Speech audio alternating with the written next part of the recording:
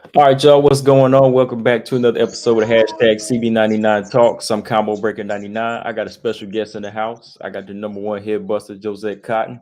Going to be returning to the Octagon December 17th. Is that correct? Yes, sir. All right, she's going to be running it back against Kayla Harrison. First off, I just got to ask you, Josette, how did this come about? Like, what was the whole process? Because I saw on your Instagram that you kind of called her out. Like, did they reach out to you, or was it vice versa? Well, pretty much I had lost my phone, and when Mhm. I got it back on, I got several notifications and people at me on Twitter under her little post she had put on Twitter talking about she looking for a fight at 150. Anybody contact her manager, blah blah blah. So took it upon myself to make sure that they knew that I wanted that fight, and they actually wasn't looking very hard if they were you know literally trying to find a fight because they know I answer all calls, sign all contracts. Oh, okay. So, having faced Kayla Harrison before, just going right into it, like, have have you been like keeping up with her? Have you been watching some of her recent fights and just been kind of saying, "Oh man, like I can really kind of capitalize off some of the things that maybe you didn't weren't able to the first go round." Oh no, I watched her fights and it's nothing unusual that I've seen. Nothing that I need to capitalize on. I did is the best I could.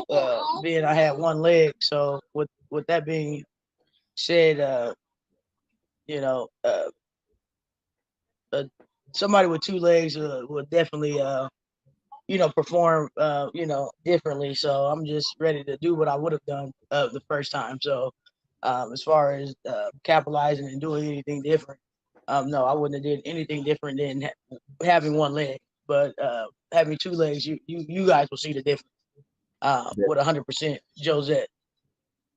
Oh, okay. So, throughout the past few weeks, has anything really been different for you as far as training? I know, like, we're kind of on the tail end of like the pandemic, but have you had any like trouble getting up with your team or anything like that, or going to the gym to train? I think that's everybody. Mm, They're around limiting people in the gym, limiting roll time. A couple of my gyms, you have to actually uh, clock in for spots, register for spots if there's something open, mhm. So in that aspect, other than that, I'm from the street, so I go straight to my garage. We'll get it in. There's no if there's something to be done. There's to me in my mind, there's nothing that can stop us. So Mm. whether it's rolling in the house, in the fucking living room, TV room, or we out in the garage, so I make a way out of no way. If I want to get something done, then I don't allow anything uh, of this world to stop me from doing what I need to do. Okay, sounds good. So, just in case you want to shout out your gym, like, what gym do you train out of right now? Any partners you just Right want to now, I'm work training with? with Monstar Fitness, Hmm. um, Kurt Badani's kickboxing and Muay Thai. And I'm also boxing at Punch Fitness here in Omaha. Um, I'm doing karate and kung fu out of Master Bridges Academy. There's things to take from all the coaches that I have, and that's what makes them special. Um, and so what I see in them that makes them special as individuals and individual teams is what capitalizes and makes me the great fighter that I am. So every gym that I go to, I take I take something with me, and I there's something different, and all coaches are different, which all of my coaches are, but they also bring something to me, and they also all bring something out of me differently. So with that, I wouldn't choose to be in just one gym and try to say, hey, this is my home gym. Where my coaches are, that is home for me. Um, those different styles and those different things that make martial arts, one of the great sports that it is, and being having to be able to do everything and not having to be able to do anything but the opportunity to be able to learn so many different things and so many different arts is what I take pride in learning and it's with Muay Thai and kickboxing. The big difference. So having two different coaches for those and teach you, one teaching you just boxing and kickboxing, and somebody else is showing you knees and clinches and stuff.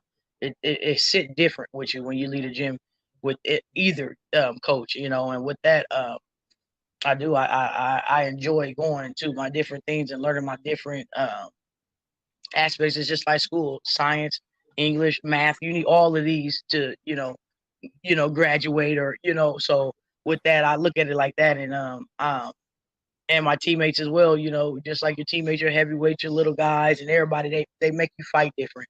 So with that, I enjoy learning and that specific art, and what my coach is doing to polish me up in my skills.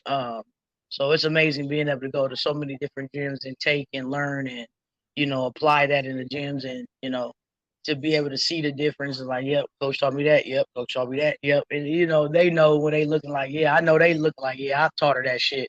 So I enjoy being where I am, and having all the teammates that I have. Cool. Any specific people that you work with now that you want to give a shout out that you feel like really gave you a lot of help in this camp, and also probably been a fight? With the short notice, yes. Mhm. Ashton Caniglia is one of my teammates. My coach Joe Boller, Sean Westbrook is going to be cornering me. Um, Pretty much is that I've been having just a lot of one-on-one time with my guys. Just staying, sticking just with me, myself, and just because I haven't really been, as far as my gyms that I just spoke to you about, I haven't really did. I just kind of just once I signed that contract, just zoomed in with myself and pretty much been in the garage, and just doing a lot of focus scenarios and focus drills just for me. And those guys have been there, and making sure that we get everything that we need accomplished. Okay. And if I remember correct, you had a boxing match. Was it back in the springtime? Maybe like back in March or Yeah, April? March 7th, I made my pro debut. And you originally came from boxing, right? Boxing background. Yeah, I started boxing when I was 18. Okay. I wanted Boxing's to my start karate, but yeah. couldn't do that. Yeah, boxing was my one love. Like that's my sport. That's where I'm die hard at. I just started really getting the MMA like maybe 10 years ago, but boxing for years. But like, what made you go from boxing to mixed martial arts? Well, it's not like how you can go fight where you want. I just could not get a boxing match at all. And Really? even in the amateurs, I can't even have an amateur background, because every time I showed up to a show, nobody would fight. They looking like, oh shit. And back then, girly girls, girly girl, I'm all the way gangster. They looking Hmm. like, oh no, this, they looking at me like very intimidated. So I never got a chance to practice, to do my skills. It was all in the gym and sparring with my boys that had upcoming fights. So Hmm. it's kind of frustrating. And then one of my girlfriend now at the time was just my friend, and she had told me like, hey, they doing MMA and they looking for girls, and I'm like, doing MMA where, right? Who's advertising this shit? Because I ain't heard of no damn Omaha MMA. She's like, girl, they've been doing it for years. I'm like, well, who's advertising this? Because they're not very good. Hmm. So she ended up giving me the card, and that year I end up calling them people and get contact with them. They point me in the direction of jujitsu, a jujitsu gym. I never knew what jujitsu was. Hmm. So right when I got that, I started working with Sean Westbrook, who's going to be cornering me when I was 23 years old. So I just started, doing jujitsu with him, taekwondo, and also with him, and going to the boxing gym. So I just had boxing and jiu-jitsu. So I've been solid, from the beginning of this MMA game, regardless of what people think they know about me. But um, I definitely been doing this jiu-jitsu ever since my MMA career started, and haven't strayed away from that. So it's just something I've seen an opportunity for, and I actually see that there were women fighting, and and the guy was confident in everything he was saying. I can get you a fight. Well, no, I'm ready to fight. This is long overdue. I'm ready. So It was within 3 months. He was like, "Well, are you ready?" I'm like, "Fuck yeah," you know. My coaches and Mhm. I'm like, "You ain't ready." I'm like, "Boy, you ain't about to tell me what I'm ready to do. I'm ready to whoop some ass." Okay. So we end up doing that within 90 days of me practicing jujitsu, and went well, and we just never stopped. We never took the brakes off. We just, I try to get everything I could. Not that it was easy, being a woman, but and then doing them how I was doing them. But you Mm. know, I never took the brakes off as far as mentally, as far as me getting to fight. I'm like, yeah, I'm ready to fight. I'm ready to fight every month. It was exciting. It was something that I love to do. Was finally in the realm, and it was finally happening. And Mm. your friends and your family coming there, and I just really felt like this is it. This is my avenue. This is where I'm gonna be great at, and this is where I'm gonna make a name for myself in the fight world. So I was super excited, to get a, you know, um, Get a fight in MMA, right? yeah, yeah. Mhm. Yeah, because it's like I noticed that with boxing, like even for women, like it does seem like it's hard to get them a match sometimes. Women will go inactive for so long, but like, so you really were a boogie woman on this level, huh? Like people would just see you and say, "No, I'm not fighting her." And Wow. I don't blame them. Not that I look at people like that, but when Yeah, you're yeah. the best, you strive for the best. But some people are just there to, take part. And I've never been there to take part. I've always been there to either take over or take somebody's spot that already has something that I didn't have, So I'm Mhm. coming for everything. Okay. So let me ask you this though, like, what was your first reaction when you hit the mats when you did BJJ? Um, Was it different, a humbling experience for you? uh, I think I was forcing a lot because I'm used to trying to be strong.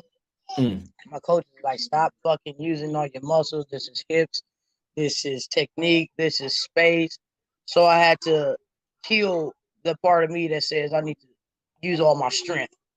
mm, So once I started learning how to flow with things and space is everything, then I realized I can save my muscles.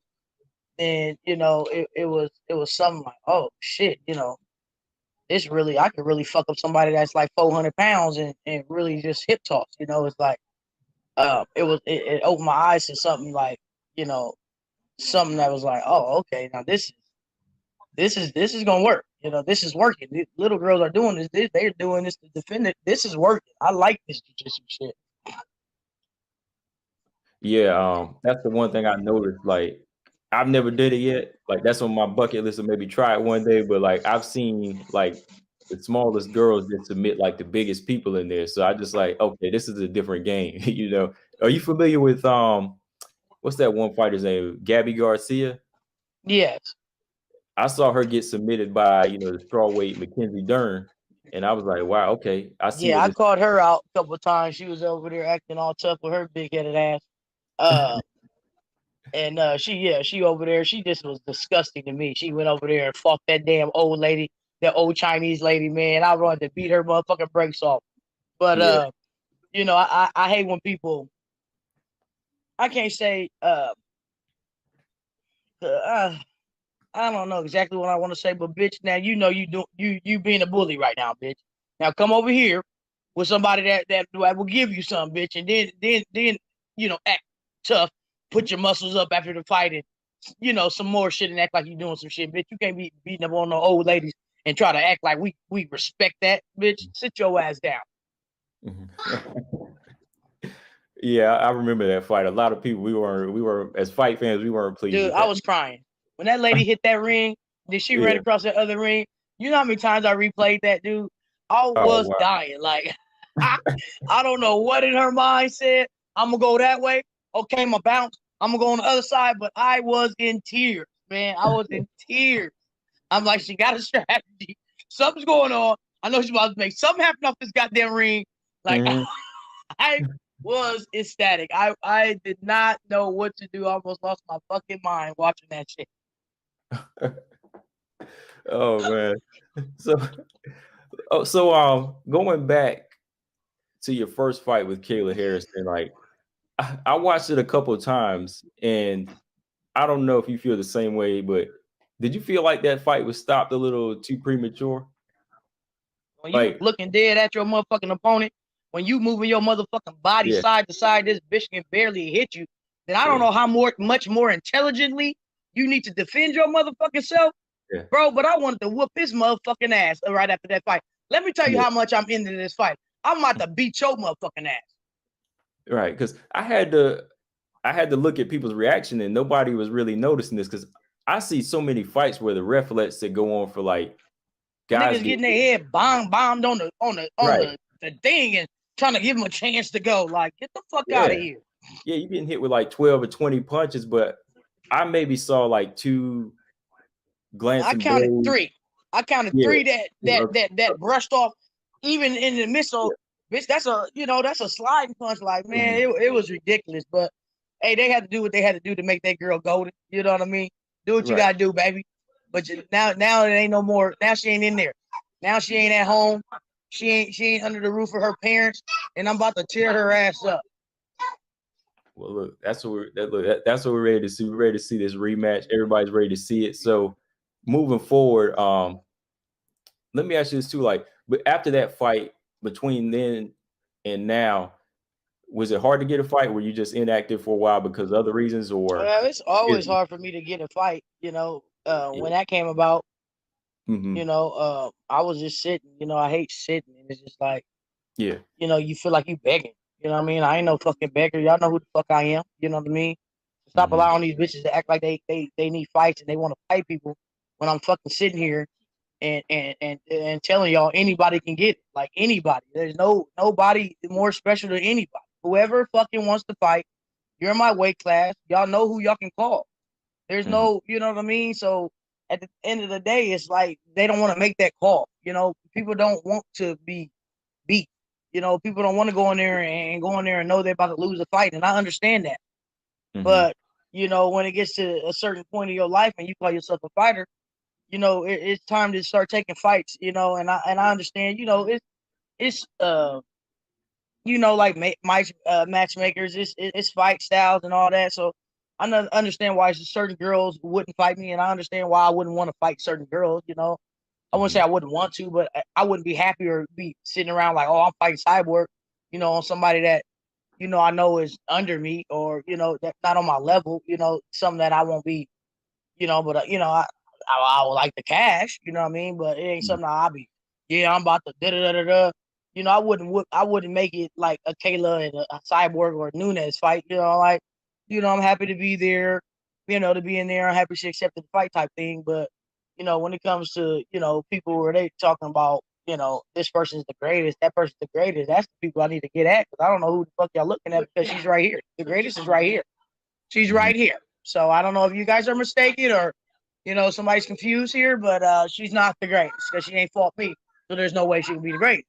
hmm So, those things, I just, it sucks because we only have so many, you know what I mean? So many fight women. So, we can only get, it's like you get what you get. You know what I mean? You go trick or treating, you can't pick the fucking candy you want in the bowl. You just grab that fucking handful, and then, you go home and hope you got a Snickers or hope you got a Reese's. So, yeah, those things, over the years with fighting and developing these things, I just stopped worrying about it. I'm gonna just do me. I'm a welder, I'm a mechanic. I do so many other things. I just, after the first 4 years of my life, I realized, people are picking and choosing, organizations are picking and choosing.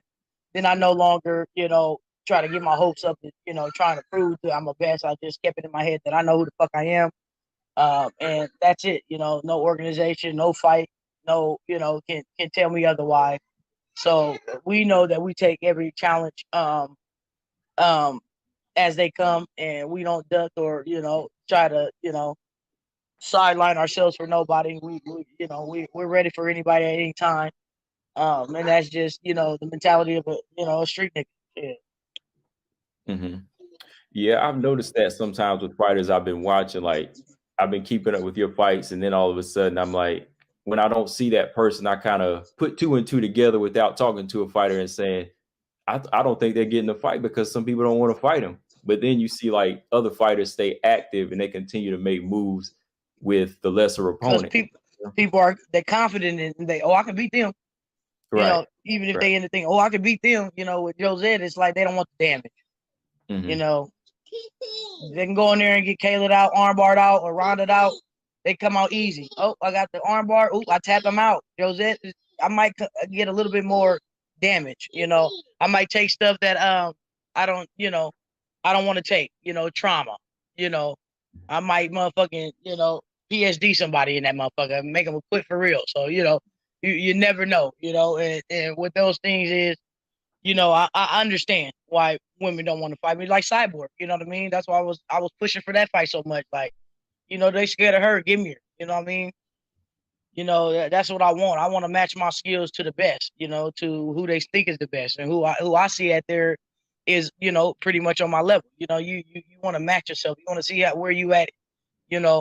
Even though you mentally know where you at, you haven't been through the test. You can't say, oh, well, my IQ is this, and you ain't took an IQ test. You know what I mean? So I always try to make myself, have the best dancing partner I can ever have in there. So I'm not looking like a fucking Gabby Garcia, big head ass book. Right. A lot of people on my channel, they like to see knockouts. They like to see blood. I go on live stream sometimes. We talk about different divisions, and we talk about the featherweight division and divisions higher than that. Like, do you feel like a lot of these organizations, they don't give the women above like 135 any shine or any love? Do you feel like they're not putting enough shine on like lightweight divisions and featherweight divisions? I think so, because that's a big pool. Then now you're taking money away from yourself. You're taking money away from athletes that have been competing for years, that has been proven that they're great athletes, that people are following and knowing that they're great athletes. I think that they're just basically killing themselves as far as, making money and being able to promote their organization even better. You know what I mean? Mm-hmm. Yeah. I always bring this up on my channel too. Like Dana White did that tough house a while back with featherweights, and then it just kind of fizzled out. Everybody was like, man, what's going on? We wanted to see some featherweights because everybody likes to see knockouts, so we wanted to see some And action. all of those girls was fighting from 125 to 145. Like, none of them really made their 45 debut. That's why I was fucking pissed. Mm-hmm. And I went out there and they chose me to stay for the week and all that. And I just was so confident they was going to pick me. And, I was funny out there. I had the whole fucking group laughing. My personality is, it is what it is.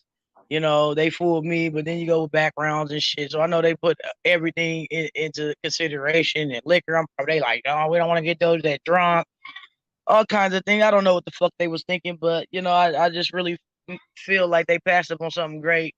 And as far as that's their loss, and I feel like somebody's gonna pick me up, and they're going to then be calling, and want me to do for them what I've been doing all these years.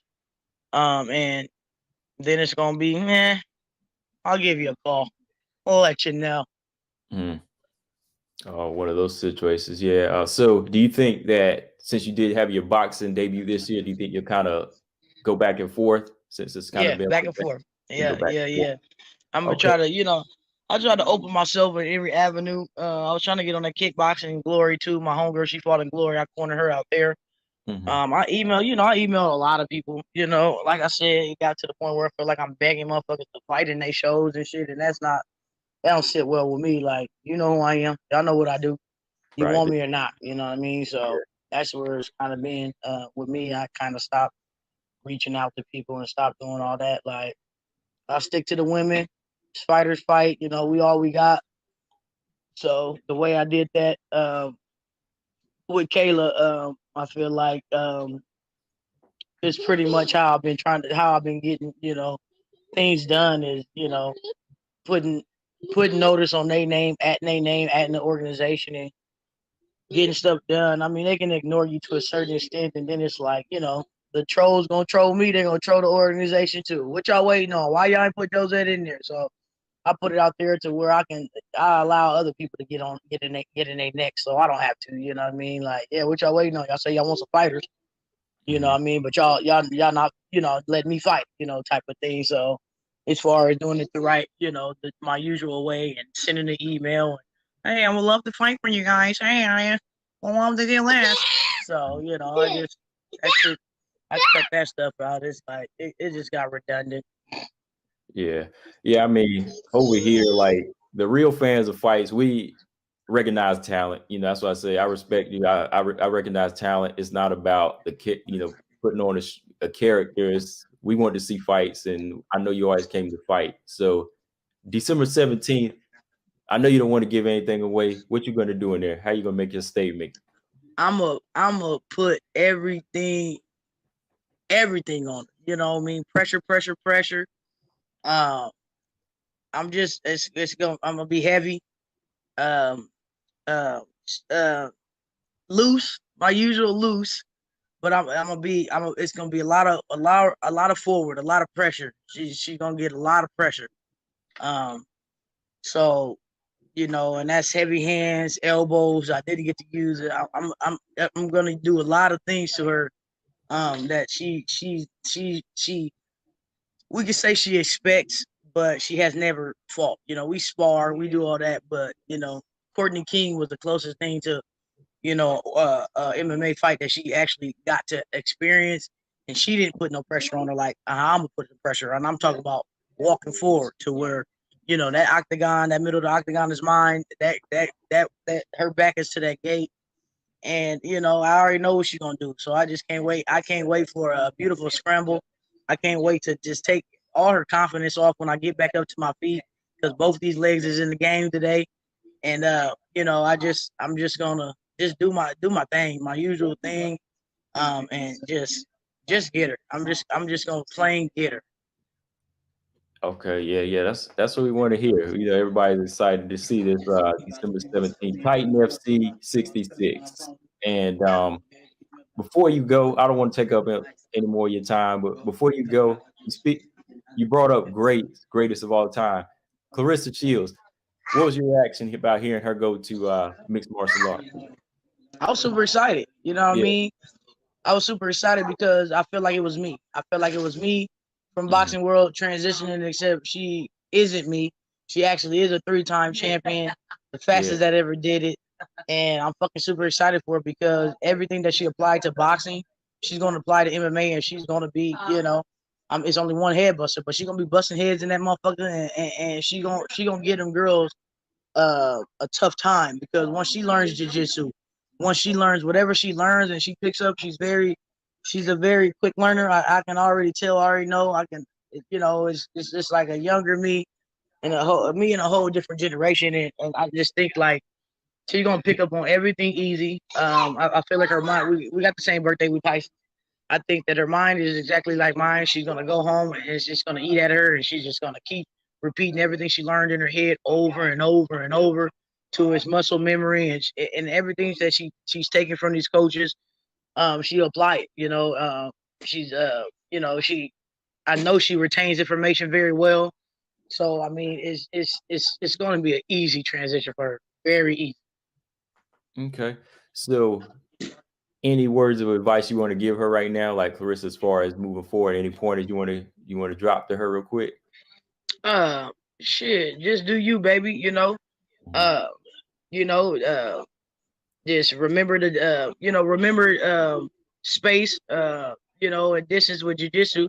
And not trying to force things because people will give it to you. And what's in motion always stays in motion. So while they trying to slam you, you go ahead and twist their ass up. You know what I mean? There's so many times where somebody thought they were slamming me, you fake the other way and then take them the way they want you to go. And they don't realize they about to slam their damn self. You know what I mean? So just keep at everything you're doing and realizing, my biggest thing is what's in motion stays in motion. Even though you might not be in the best position. If you keep that roll, just like if somebody takes you down, and if you roll with that, now you on top. So I just think that, just staying attentive to, what's in motion stays in motion, and, not giving up space as far as on the ground, which she'll be learning. All her coaches going to teach her. She has nothing to worry about. I don't think she'll have nothing to worry about because you're going to be training with the guys, that was my biggest thing. Is they're stronger than me, and defense was always my biggest thing. That's why it's black belts and purple belts. Guys that still cannot tap me out, because that's one thing you learn as a female is how to defend. Defend the things that people are trying to do to you, and then it makes it easier for you after, and then when we're fighting somebody our size and our side, we're like, oh, okay, this is easy now. They were just heavy, we are not saying heavy like a regular heavy, like somebody that doesn't know what they're doing, but somebody that actually knows what they're doing is stronger than you and heavier than you, and then it's like, oh, they're working on me, and then you transition to you switch people. Now you're going with a woman. You're like, okay, now I can breathe. Now I can give a little space. Not a lot of space, but what I mean. Now I can give myself. Now I'm not on the defense now as much as I was before, because he can take my arm. He gonna take my neck. He gonna, what I mean. So I just think I think she's gonna be great. I don't think there's just do it over and over and over. One thing I did do when I was a coach, when I was learning, is I would always do it again. Do it again. Don't be afraid to ask no fucking questions. And I'm never is. Do it again. Show me again. I would literally, when my coach is on the ground or whoever teaching what, I would literally lay like they're laying and watch them do it, so I could be doing it in my head, because I'm a doer. I gotta do it. So while I'm watching them, I'm not like a visual learner, because right when you get it, do it, and then your legs, you don't know where your legs are. You kind of forget what the fuck you're doing. So I always would lay whoever teaching the class when they're teaching, and I would go, whether I was right by it, a couple spaces back, I would be laying while my teacher's telling me in the position that he's in with the legs, and doing it while they're doing it. So now when I go, hey, anybody questions? No. And I go with my partner, I know exactly what I'm doing to keep doing the repetition of it. Okay. It sounds hard for me just hearing it from the outside, but you seem like you got a high IQ on it. So I gotta respect that, Jozette. But don't want to take up any more of your time. I appreciate you coming on. Anytime you want to come back on, hey, I got fans over here that they're rooting for you. They root for you December 17th. I appreciate that. I appreciate you for taking some time out too. Hey, no problem. Just let everybody know where they can follow you at too. You can follow me on Instagram at Jozette Cotton, or on Twitter at OneHeadBuster. And if I don't have enough friends, I might be able to get you guys on Facebook. It's the same as Jozette Cotton. Follow my fan page, Jozette #1 Headbuster on Facebook as well. All right, I'll post all of that here for you too as well. There you go. Do you use that Noriega song Headbuster to come out too? Do you remember that song? No, I actually come out to Marvin Sapp. Never could have made it. Oh, I'm a very spiritual person. I got you. God is God in my life in so many different ways. So I want to make sure that everybody knows why and where I am and how I'm in the place that I am, wherever I am, and that's through Jesus Christ, who's my Savior. So I gotta put light on that every time and anytime that I can, if Definitely. I get that opportunity. So it's Marvin Sapp, baby, or I might come up and change it up with some Kirk Franklin. I don't know, but I'll probably keep it the same for now. But yep. Definitely, I respect that. But yeah, like every time I see you fighting, that Noriega song pop into my head, that Headbuster. So yeah. See, I was gonna come out to the Lil Jon, you know what I'm saying, with some Headbusters, but I was like, everybody coming out to that rah trying to be hard. Like, I'm hard. Let me let them see, you know what I'm saying? That real side of it. You know what I mean? With something that they probably won't even understand when I'm walking out. Like, what the fuck is this? So I like to fuck people up. So I thought that did when I first seen the reaction. I'm like, oh yeah, you fucking them up with that. So I kept it at that. Hey, that's real. Hey, I respect that. Definitely throw them off. But look, again, Jozette, thanks for coming on, and good luck on the 17th. Thank you so much. You have a blessed one. You too. Take care. My name is the #1 Headbuster, and y'all can hear me on #CB99 Talks.